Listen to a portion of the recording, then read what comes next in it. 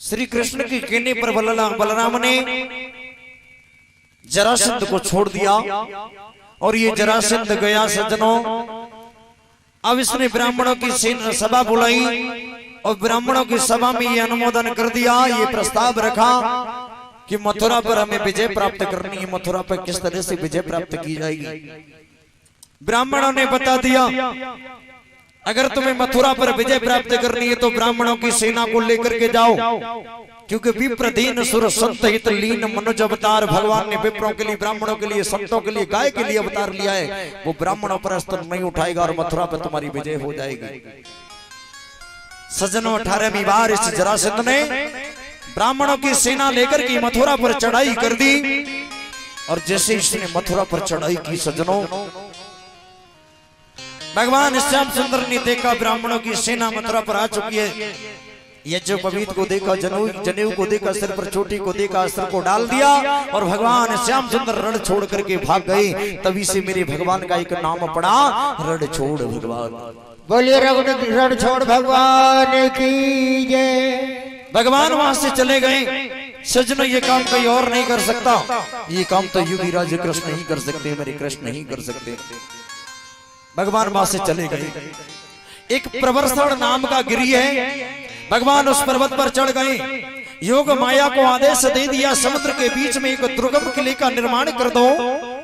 योग माया ने समुद्र के बीच में एक सुंदर से किले का निर्माण कर दिया और ये आदेश दे दिया, सारे मथुरा वासियों को द्वारिका में बसा दो।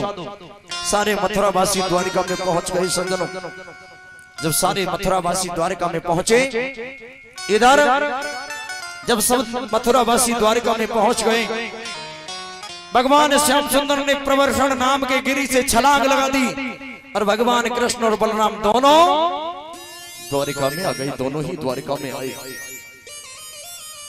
जब दोनों द्वारिका में आए, भक्तों मन में विचार किया, दोनों द्वारिका में आ गए।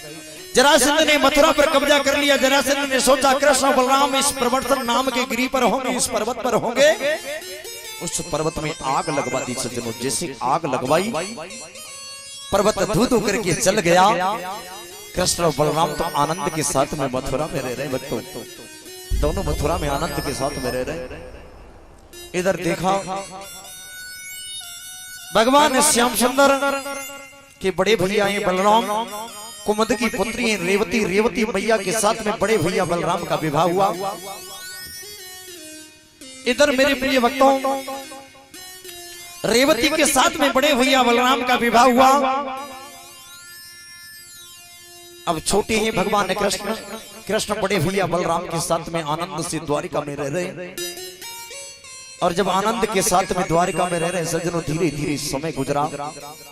इधर जरासंध ने मथुरा पर चढ़ाई कर दी और जरासंध ने जब मथुरा पर चढ़ाई करी, मथुरा का राजा है जरासंध।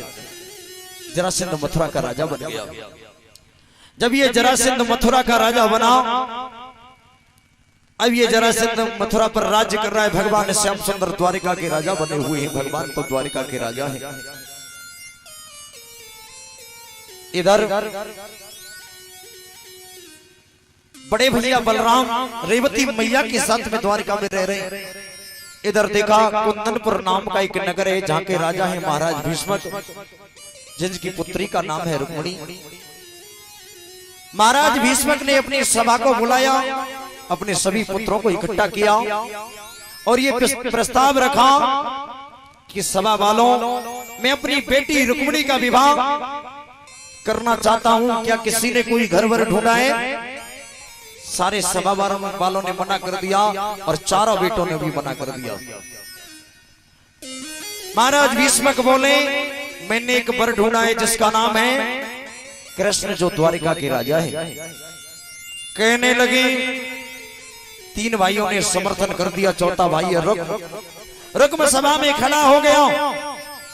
कहने लगा, पिताजी अगर उस माखन चोर के साथ में मेरी बहन का विवाह किया तो खून की नदियां बहा दी जाएंगी, मैं उसके साथ में विवाह नहीं करूंगा। मना कर दिया। महाराज भीष्मक कहने लगे, बेटा क्या तुमने कोई घर वर ढूंढा है? अब लोग ये कहते हैं कि उसका साला था शिशुपाल। शिशुपाल उसका साला नहीं था। भागवत में 4 शिशुपाल आए सज्जनों। भागवत में 4 शिशुपाल का वर्णन है। कहने लगे चंदेरी नगरी का राजा जो शिशुपाल है, मैं शिशुपाल के साथ में अपनी बहन का विवाह करूंगा। सज्जनों, ये रुक्म का रियल साला नहीं था, पर रिश्ते में साला लगता था। रुक्मिणी को जब ये पता लगा, मैंने अपने मन से भगवान कृष्ण को वर्ण किया है।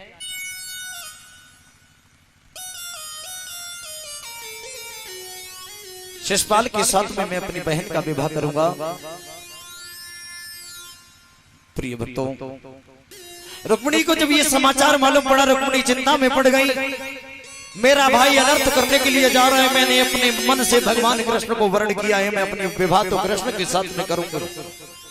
जब ये कह दिया मैं विवाह को कृष्ण के साथ में करूंगी,